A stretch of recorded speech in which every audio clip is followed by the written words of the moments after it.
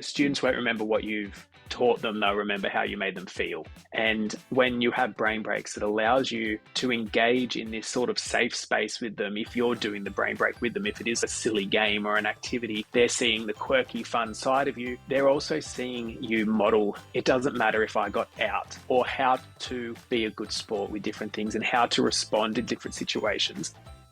Welcome to Rainbow Skies for Teachers, the go-to show dedicated to teachers who want to make a big difference in education. Whether you're in your first few years or well into your teaching career, we are here to inspire, support, and empower you with bite-sized tips, simple strategies, and the motivation to lead an education revolution, one classroom at a time. We're Ashley and Alicia from Rainbow Sky Creations, two Aussie teachers who love all things teaching and learning. We are here to help you thrive as you work toward making an impact in your students' lives while loving your life as a teacher.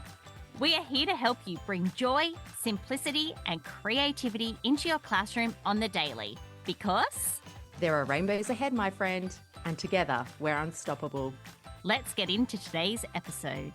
Rainbow Sky Creations acknowledges the traditional owners of the land we have recorded this podcast on, the Dharawal and Whadjuk Noongar people. We pay our respects to their elders past and present and extend that respect to all Aboriginal and Torres Strait Islander cultures. Hello, welcome to Rainbow Skies for Teachers. We are super glad that you decided to tune in today because we are interviewing a guest named James. In today's interview, we are going to dive into the power of brain breaks in the classroom. Now, if you're familiar with brain breaks, then you're going to want to listen. If you're new to brain breaks, then you are going to want to listen because we're going to talk about the benefits of brain breaks, why these short, simple activities are so important for boosting your students' focus, engagement, and self-regulation. Plus, we're going to share a bunch of fun brain break ideas and practical tips for weaving them through your daily routine. Now, just a little disclaimer, James, our guest, is a dear friend of mine. You may hear me switching names throughout the interview.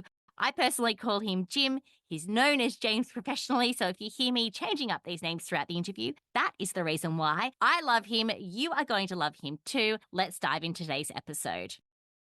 We are going to be talking about brain breaks, building resilience and relationships along with well-being. So, James, can you explain what brain breaks are and why they're important for the classroom? I think brain breaks in a nutshell are those moments when you're able to, say, refocus learning or just shift a focus of a classroom to allow students an opportunity, and not just students, the teachers or whoever's in the room, an opportunity just to reset, refocus, and recenter themselves. Maybe it's because they're getting a little edgy or they're getting a bit restless and overwhelmed.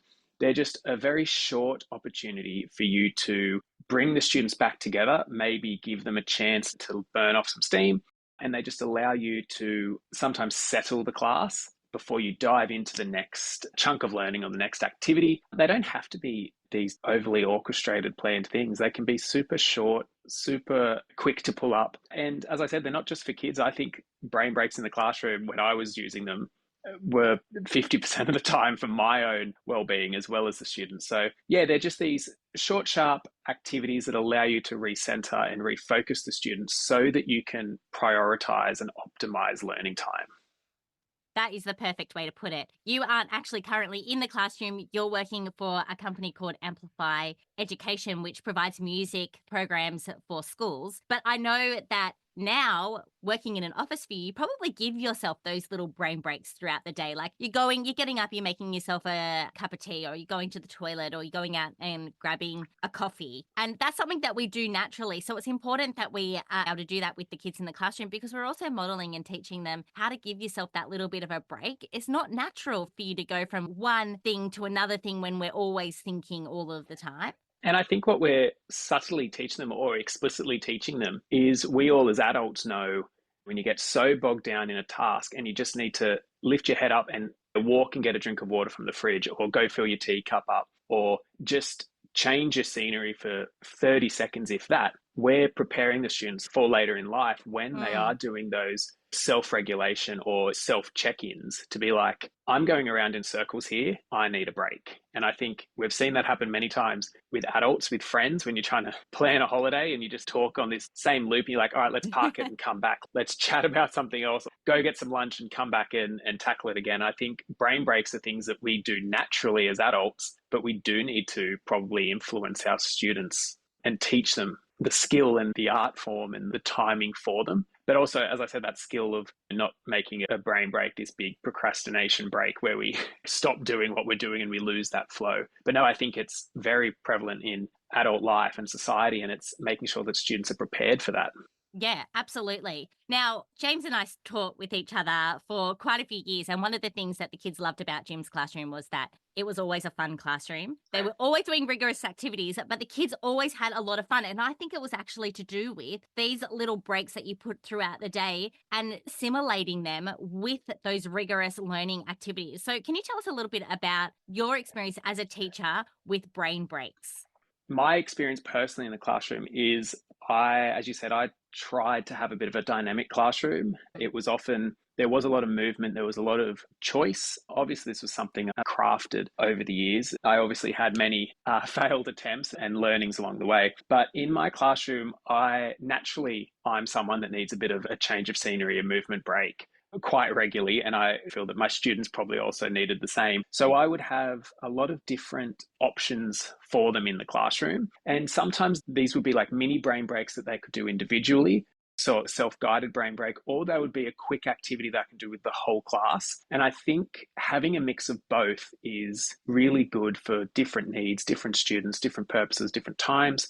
Something I'd often do in my younger years classroom is I'd always have down the back of the room, I was fortunate enough to have a classroom that had the lino wet area at the back, and I would just take this giant piece of paper and we'd do a giant class artwork, and the students, if they wanted a break, and I obviously had to teach them this, they could go down and they could color in a little bit of a square or something, and teaching the students to be able to do that independently, to identify a time, look, I just need 2 seconds, or I've finished what I'm doing, I'm just going to go do this as a bit of a fast finisher or an early finisher. It allowed them to have that independence, but that opportunity to be like, I do need a break, because you do see sometimes students in the maths classroom get a bit overwhelmed because they're stuck on one question. So giving them that chance to go down the back, color in a little bit of an artwork, come back, recenter themselves is great. Or it allows their partner that they're working with to maybe get a question ahead, so then they don't feel like they're being watched by their friends. So having that brain break is fantastic. And that might also be a little puzzle table, having that for them to go in and put one piece of the puzzle down, giving those options and choice for them to do independently.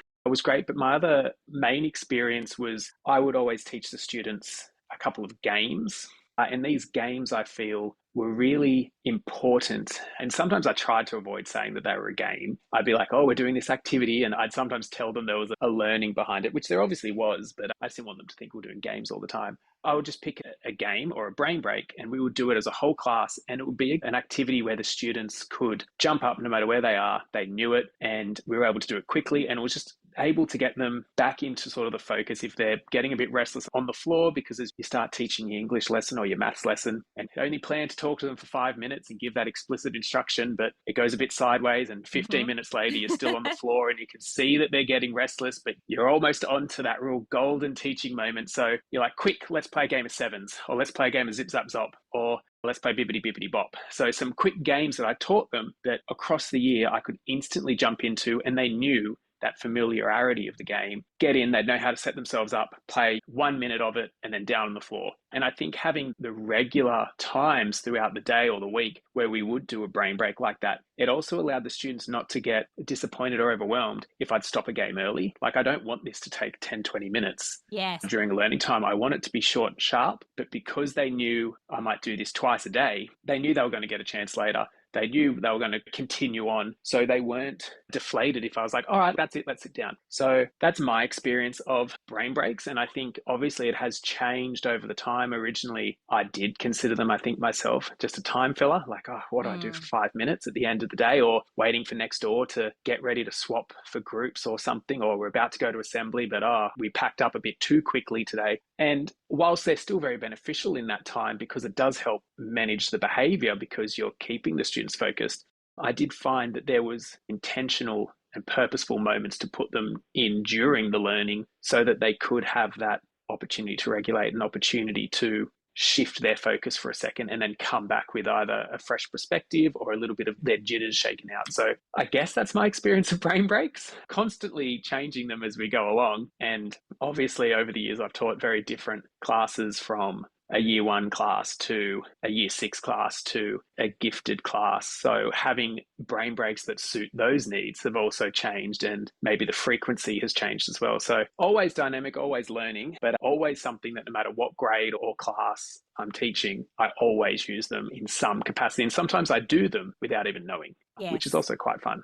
I think that teachers probably are listening to this and saying, oh, yeah, I do them without knowing, but actually making them intentional. And you know what I loved about what you just said then? There was lots of things I feel like we could go and unpack and talk about for ages. But one of the things you said was the kids are sitting on the ground, they're starting to get restless, and then you're just at that golden teaching moment. But you chose to say, let's have a brain break now before you get to that golden moment. And I think teachers might feel like, and I know I would definitely fall into this basket where they're like, oh, we're at the golden teaching moment. Yeah. Let's just push through to get there. We're there. Let's just do it. But I like that you challenge that and you say, no, if we have this break, this little brain break, the kids are going to be more ready to take that in and absorb it and learn it. It's because it allows them to, I don't know the full psychology behind it, but I've heard it allows them to park and store that initial instruction that you've given them. Then they are able to have a bit of a break, and then they're coming back with that mental load slightly lightened so they can take on that next learning point. And sometimes we as teachers think we know exactly where the students are at, and then we go to teach this lesson that we've pre-assessed and organized, and then for some reason you go, I need to do 2-3 steps back and do a bit more groundwork. And then you're like, that does throw off a little bit of my schedule. But if you use brain breaks, you're able to just break that instruction period up and still make sure you're having quality learning. I think there was a quote I heard somewhere or read, and it was like, brain breaks don't interrupt learning, they extend learning. You don't need to always think that, oh, as soon as I'm having a brain break, I've stopped or I've finished that part. It's allowing you just to have a reset so you can keep going. It's like when you do the F1 and the cars are driving around and then they go into the pits and they change the tires quickly. It's not stopping the race or the learning. It's allowing them then to take off and continue refreshed and potentially slightly better than they were doing the first however many laps. Yes, I love that. I think we've fallen into such a culture of being rushed in the classroom and rushing kids. And actually, I heard on a podcast a couple of weeks ago about one of the worst things we can do for kids is always telling them to hurry along. It really heightens that anxiety. And I think as teachers, we're always trying to fit everything in, and there's so much to do, and you want to give them enough time to do the activities. So you're like trying to explain all of the things, but there is so much goodness in slowing down in order to then speed up, which is like that F1 example that you use. They're slowing down in order to be able to complete the race at a better, faster, more effective pace. Definitely. So tell me, you obviously use brain breaks now for your students. You say that they're important for the diversity of the students in your classroom. They're important to refocus students. They're important to help with the different needs, to really help with that learning and giving that space for them to be able to refocus. How do you think brain breaks benefit students cognitively, emotionally, and physically? This is a big question. Yeah, where we could even be like, break here for part 2 and then go into part let's have 3 a brain and break. make a full series out of this. I'm a notorious talker, so hopefully I won't talk too much on it, and I'll give grace to each part of that question. But there's a lot with brain break.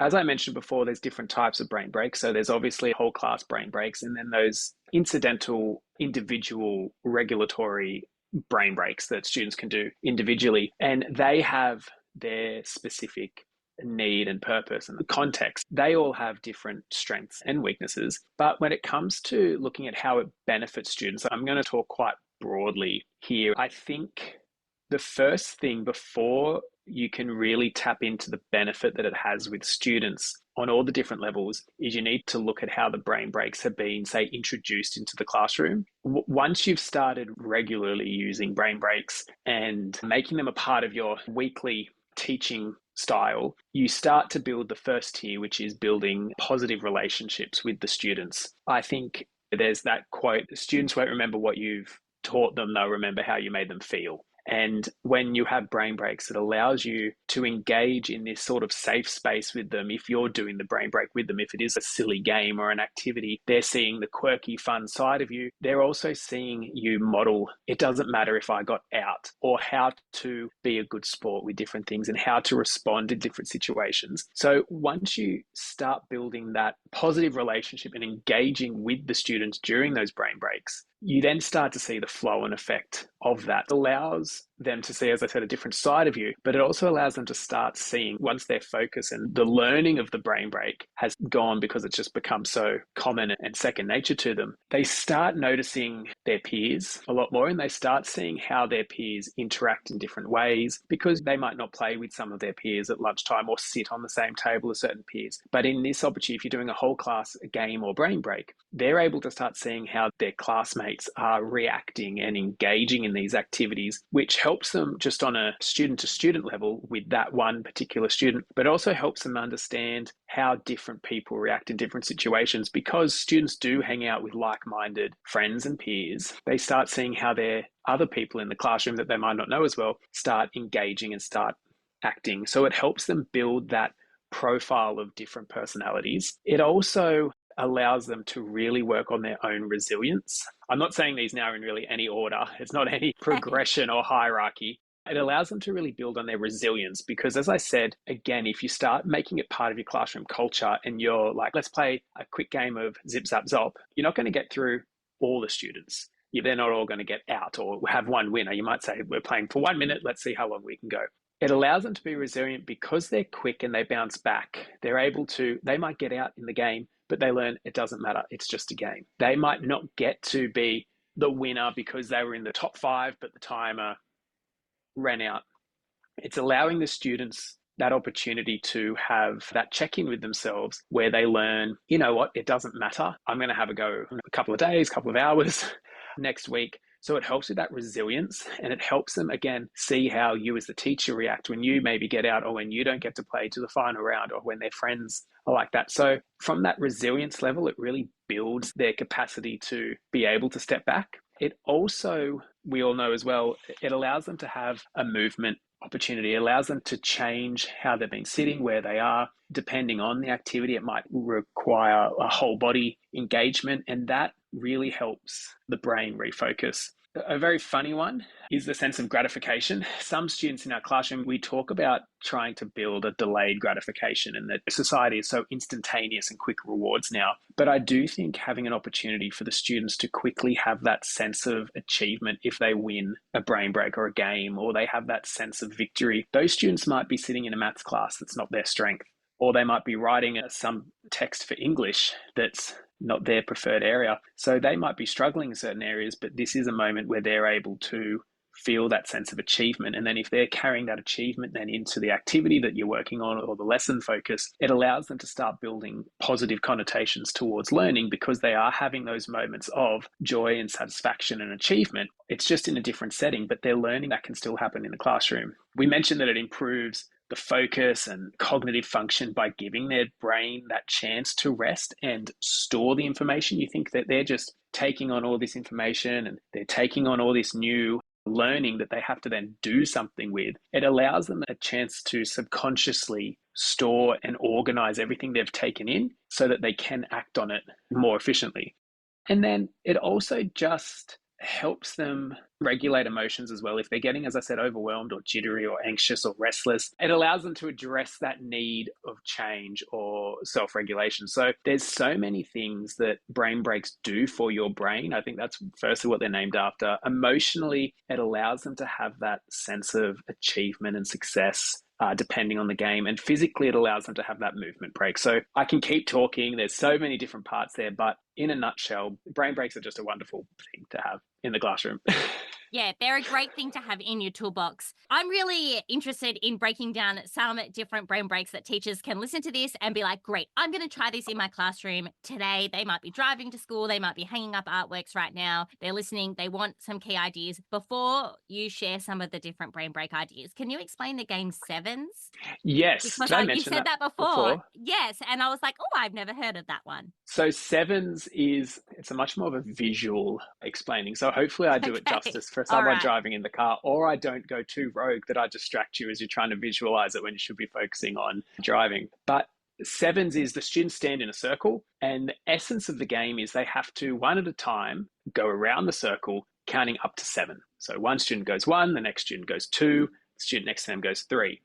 The trick is the students direct whether it goes left or right by tapping their shoulder. So if I tap my Okay. left shoulder, it goes the next person on my left. So I go 1, tap my left shoulder, the person on my left goes 2. 2. They might tap their right shoulder, which sends it back to me. Okay. So I have to be focusing on what their shoulder, where they're tapping their shoulder and sending it. So it can go forwards or backwards, but you have to be listening to what number, but also paying attention. And then if you say it and you were on the other side that it wasn't meant to go to, you're out. And then when they get to 7, instead of tapping your shoulder, you hold your hand above your head and make like a big 7. And so you're pointing, say, over your head, the direction. So it makes the students have to really focus on counting, but then they get a little bit fixated on where is it going, like left or right, that when they get to 7, they just tap their shoulder and they get out. So it's a simple game, and it's one that my students always loved because it was fast. I'd be like, okay, we're going to play sevens. They jump up, stand in a big circle. One person will start and it will just go round, like back and forth around the circle. And students, if they make a mistake or they go too early or they're not paying attention, they're jumping down, and you get less and less people in the circle, and you either make it fast or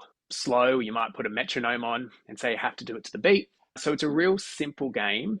And that's why I said you teach it maybe at the start of the year and then your students use it. So something I was going to mention is when implementing the brain breaks, we talk at the beginning of the year, we always are like, all right, so we want to really spend these first couple of days establishing routines, classroom rules, expectations, get to know the students, get to know the teacher. My first thing that I would do in a classroom on my first day is I would play 2 brain breaks, and I would teach them these 2 brain breaks, and I would do it every day for the first couple of weeks. Or I might teach them one in the first week, then I'll introduce a new one in the second week. So then we're alternating between 2. And I'd only ever have 3 or 4 that we'd really use. But as I jump between them, it's established from the beginning of the year. They know how to quickly jump into it. And it's also a great opportunity to start building that relationship with your students. And you're seeing, incidentally, when they get up into a circle, who are they standing next to? Who are they engaging with? And you start learning the dynamics of your class really well. So I always start the year,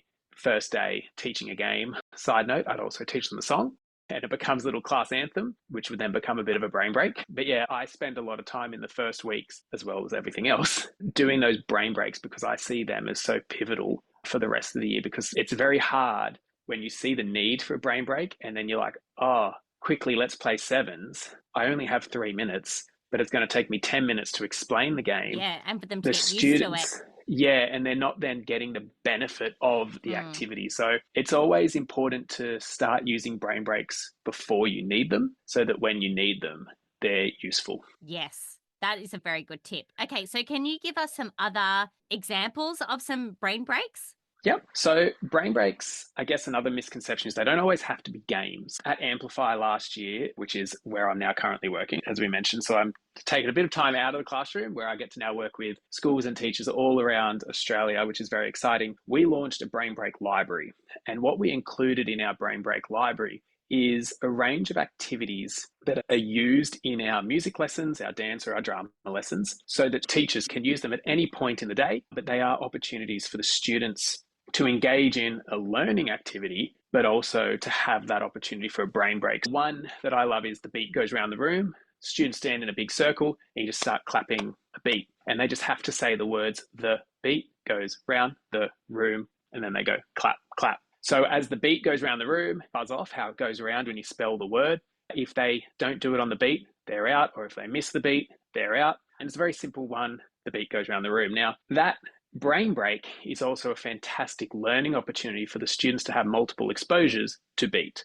A tip I love when I say using brain breaks is think of, and I know you speak about it, we've spoken about it earlier, when it's like reading group rotations and things like that. Think of how you can repurpose activities, or think about the longevity of an activity so that you're not constantly having to come up with new activities. Yes. You can work smarter, not harder, is either using things you've already done in the classroom, but by also providing multiple exposures, but also thinking, how can I adapt this game or activity to fit something else. We then change the beat goes around the room to the rhythm goes around the room, where you come up with a rhythm and they're doing a rhythm, or it's a body percussion pattern. You just repurpose the game slightly, or you add new layers, or you let the students have an opportunity to create some rules. Back to some of my favorites. I love the fun ones that are silly because it allows them to have a big laugh and really get themselves moving. So there's a game called Bippity Bippity Bop, where basically the teacher or someone stands in the middle of the room, points to a student, and if they say bippity, the teacher would say bippity bippity. Before they say bop, the student has to say bop. So I'd say, and before I say bop, if the student says bops, they're safe. But I might turn to another student and say bippity bop. They then say bop after I got to bop, they're out. Turn to another student, and if I just say bop, they have to say nothing. So they can only say bop if I say bitty. We might have people sitting there going, what on earth is this game that he's explaining?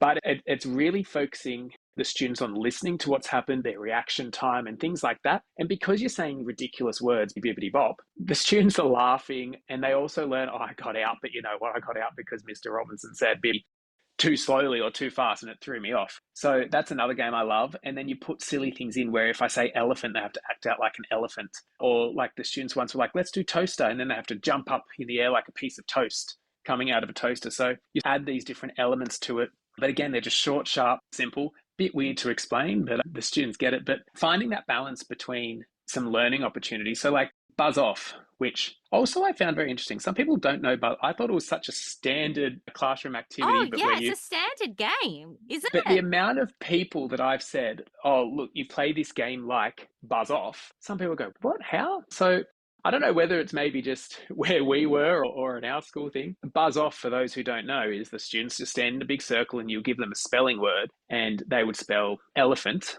And the first student will say E, the next student will say L. And they go around and either the person who is at the end of the word has to sit out, or if they misspell the word, they have to sit out. That is an example of a brain break that is also learning focused. Sometimes I know I've been challenged over the years where I've been told, James, you seem to be doing a lot of crazy things in your classroom. This must be impacting the students' learning time. And I've had to defend it. I've had to say, no, this is actually what we're doing. The giant class artwork is actually focused on our English text at the moment. This game that we're playing now is our spelling, but it's also this activity I'm now doing. Yes, it's 5 minutes out on the playground, but that's buying me 20 minutes of quality learning when I come back. Yeah. Because if the students are restless, they might annoy someone else. You lose the whole class. You're going into behavior management panic mode. But I could avoid that 20 minutes of chaos by running outside and playing a quick game of poison ball or something. Or it doesn't even have to be going outside, because I know that can steal the time away. It could be a dance break. So you put a song on, you play musical statues. So having a range of different opportunities allows you to contextualize it for yourself. It's like wet weather, when everyone's inside because it's been raining for so long, and then you see after lunchtime the sun's come out and you can get the students out there. Almost every teacher is, yes, I'm going to take them out for 5 minutes, because I know that 5 minutes outside where they get to just jump or run around the court for a minute is going to make the classroom so much more learning focus for the rest of the day. Yeah. I hope that's a couple of examples of brain breaks. They don't have to be big. They don't have to be convoluted. Hangman, simple. It's whole class. That's a very good entry level game. Actually, I don't know if we're allowed to play Hangman in schools anymore. I was just about to say that. Is it a bit like, I don't know. I don't think it's politically correct. I think that might be a bit of a taboo. You could do a version of Hangman and it just be like a person or a picture of a house or something. Yeah. So we can get creative as teachers. They can be very small, focused activities that are whole class level, don't require much movement or explanation, or they can be big games that you're playing in the classroom. I know a lot of teachers play silent ball. It's just activities you've already done in your music, dance, or drama lessons. And then also just some opportunities for students to have some fun with either music, dance frames, different games and activities that find that perfect balance. It allows you to have a quick reference point. And I loved it. I was like, this is such a great thing to have. And that's something I've always wished I had, because I do sometimes get to term 3, term 4, and the students are a bit like, the 7's not as interesting anymore. They're getting a bit over. And it's just good to just have something to pull on. So whether it's each month, you just go to the Brain Break library, or you just look a new Brain Break up and you just teach them a new game or a new activity, or you go, wow, this maths lesson. Some of my favorite ones, I saw one on Instagram, and I don't know if everyone's doing it, but it's just get your whiteboards out. I'm going to roll these 3 dice. You have to put them in an order, and it's just a place value activity to see if they can place all these numbers on a ladder. And if one doesn't fit between, they're out. So if they make numbers, and it's activities that you see that they're doing in class that they're loving, that you're like, I might do this as a brain break. And so you come back to them. So they're fantastic and they're endless. The opportunities I'd say.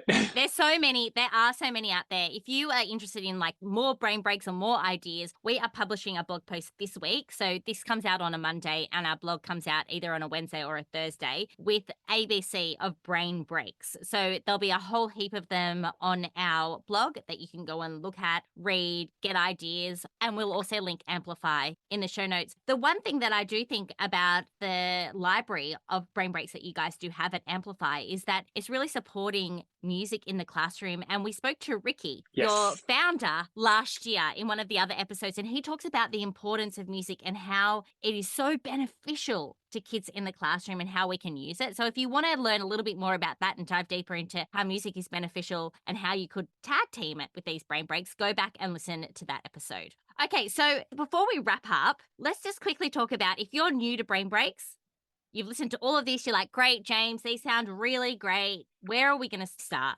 Because there's just so much. So, yes, number one thing, think of it like you would a reading group. Now, I remember my biggest struggle of the year was always setting up reading groups and rotations in the younger years and building that routine. It can be overwhelming. It can be stressful. But when you make sure that you set time aside to teach the brain break, so you don't start your reading group day one and expect all 4 groups to be doing their separate individual activities independently. You might do a staggered rollout. You might do the same activity as a whole class for a day and then move on to the next one and just familiarize them with what they're doing. Treat the brain breaks like that. So if you're starting at the start of the year or next term, depending where you're joining from, be like, I'm going to spend 10 minutes after lunch every day this week just teaching them one game, but I'm also going to set a timer and I'm going to tell the students we're going to spend 10 minutes every day. When the 10 minutes is up, you might in the first day not even get to playing the game, but stop it. And then they know that you're coming back to it tomorrow. Then you might go back to it tomorrow and you might only spend 5 minutes explaining it and refreshing them. They have 5 minutes of playing. You might not get through. If it's a whole game where people get eliminated, might not get through it all, but they know that the next day they will have 10 minutes and you start straight away. We might not have 10 minutes in our calendar. I know that's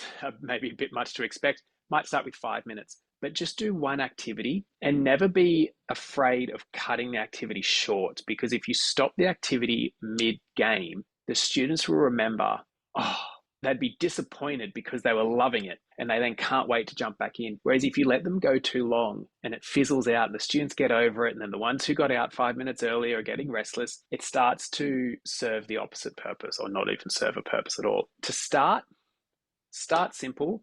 Start with one that maybe you love. It could be just 5 minutes a day. Remind the students that you are coming back to it. So that will also have a big impact on them. They won't be as restless when you say we're stopping and moving on. They won't be disappointed. And make sure you show up for yourself with that goal if you're going to spend 5 minutes a day. And the next one is chat to the teachers in your school. Chat to, if you're teaching a year 3 class, go up to your year 2 teacher or whoever taught them the year before and say, did you do any brain breaks last year? Because sometimes it's easier to start with something they know. They get used to that sense of, we're going to play this quick game of silent ball at the end of lunch for 5 minutes every day. And then once they're in that routine of being like, all right, that's the expectations of our brain break or silent ball, then you might introduce yours. So work with who you have, check in with other teachers, see what works well with them. Start small, start simple. If you do find a game online that you want to play, think of how you can scaffold it and keep it really simple. It might be boring for the first day or two, but you just want the students to get used to the first step. Don't want to go in with, here is a game, these are the 10 rules, you're out because of this and this. So start simple in that regard. Commit your time, check in with your little teacher network, and just have fun and allow the students, ask them, what's a game you love playing? Because to build that relationship is you want them to have ownership in the game. Yeah. And don't be afraid if you do a game that you think, like I've done some that have worked really well in one class, and the next year I go to teach them and that whole cohort of students are just not interested. So don't work against yourself or set yourself up for failure there. Check in if it's not working with the class, try another one, maybe persevere one more time. But yeah, so start simple, give yourself plenty of flexibility and understand that you do have to teach them the skill of brain breaks. You have to teach them the brain break, and you have to also prioritize it a little bit. Try not to do it too ad hoc at the start because it might be too disruptive for the students. But then once they're familiar with the brain breaks, the quick nature of them, then you can do them halfway through an English lesson or during maths instruction or out on the playground while you're waiting because you've lined up too early for assembly. And then think about what is the purpose of each brain break. So don't just do so many loud movement ones. You might pick a loud one. You then might pick a quiet one. You might pick one that involves students sitting down and doesn't have them moving. You might pick one that's individual. So you start thinking about what's the need of this. Because if you're sitting in an assembly waiting, and I know everyone's probably done it, you've showed up too early because library finished a bit earlier or you thought it would take longer to get there. You want to have a game or something that you can do to captivate the students, to draw them in that context. But then you might be teaching your English or science lesson and be like, wow, they've been sitting for 20 minutes accidentally. I need to get them up and moving. Super easy. Think of the need. You can't go wrong, and just do what you enjoy. Be a goof with them, allow yourself to have fun, and you'll start seeing the benefits quite quickly. That is really fantastic advice. I think we've really gone deep into brain breaks, why they're great, why you should use them, and we've really laid all of that out. But I think at the end of the day, when we're in the classroom with the kids, it is about keeping it simple, because sometimes those simple things are really the best, especially when you're dealing with 30 little people who haven't got their brains fully formed yet. Yep. So Definitely. we are going to try something new on the podcast. And always love new things. Who knows if it's going to stick or not, but we're going to get you to leave a question for the next guest, which you have given us, which is going to stay secret until the next guest comes on. But we've got a question for you from our last guest. Oh gosh, here we go. Okay, the question is, you ready? He hasn't seen this question, everybody, so we're catching him completely by surprise. If you had a magic wand, what is one thing you would change in education? Oh, it's a big, deep question, but you don't it's have deep, to go but too I'm deep. gonna jump on what my first thought was. Yep. Which I don't know if everyone would, or some people would agree with me, or some people would go, "You wasted that." Like, now that I've even been kicking the can down the road and stalling, I can think of some great things. If I had a magic wand, I'm not going to go down it. Actually, if I had a magic wand, I would use that wand to make sure that every student everywhere had a show me board, a mini whiteboard. I know it seems like a bit of a waste, but I think they are one of the best resources you can have in a classroom. And the amount of times I've moved classes or moved schools, and you go, "Where's my set of whiteboards?" And they go, "Oh yeah, there's your class set." And you go, "There's 8 or something." I know that was the first thing that I thought of. I think that is a great answer because A, it's actually doable. Yeah. That is possible. But B, I think when moving in education, things are changing and not what they used to be. And having something like a mini whiteboard is such a great resource for kids. We have spoken so many times on this podcast, on our blog, on our social pages about how beneficial they are. I will say though, so James and I, we worked at a school and we would call the mini whiteboard show me boards. Yeah. And I have not heard that term in so long. I think I used to say show me board, and then I was like, oh, people aren't getting this. They call them mini whiteboards or they call them something else. Let's bring back the show me board. I love it. People saying it? Mini whiteboards doesn't really have the flair, but a show me board, I don't know, it just has a bit more ownership of it. But yeah, when I moved on to another school, I think I got there, I was like, "Where are the show me boards?" And they're like, "What? What's a show me board?" I'm like the little whiteboards. They're like, "Mini whiteboards?" I'm like, yes. Okay, we'll come back to this. They are show me boards. I think the reason behind it is because kids can work on the mini whiteboards and then you're like, okay, show me what you're doing. And it's really easy to do that assessment, see where the kids are up to, that differentiation, so on and so forth. We could come back and do an entire episode on this. Maybe I will bring you back, Jim. Always here. Thank you so much for joining us. That was an awesome combo. Thank you so much, Ash. Well, after that episode, I am going to need to take a brain break. There were so many great ideas, and James has explained it so well about how important they are for our students. And I think when we really think about it, we know that as adults, we know that brain breaks are very beneficial, but sometimes we can think, oh, we're so time poor. There's just not enough time to fit it all in. We've got to teach the students. But James was really great at breaking that down so that we can implement them in our classroom and do it easily, because we know we don't want to complicate things as teachers. That's not what we're about here at Rainbow Sky Creations. If you want some more brain break ideas, as I mentioned on our blog this week, we're going to be sharing an A to Z of brain break ideas. So that is a resource that you can go and check out. Make sure you're following us on socials, because that's where we will promote that blog post. If you're in our Facebook group for the podcast, I will also pop it in there. If you're not in the Facebook group, come and join us there. And I'll also link up where you can connect with James and Amplify in the show notes. Thank you, James. And thank you, our teacher friends, for listening. We are going to be back next Monday with another awesome episode, and we will chat to you then. There are rainbows ahead, my friend, and together we're unstoppable.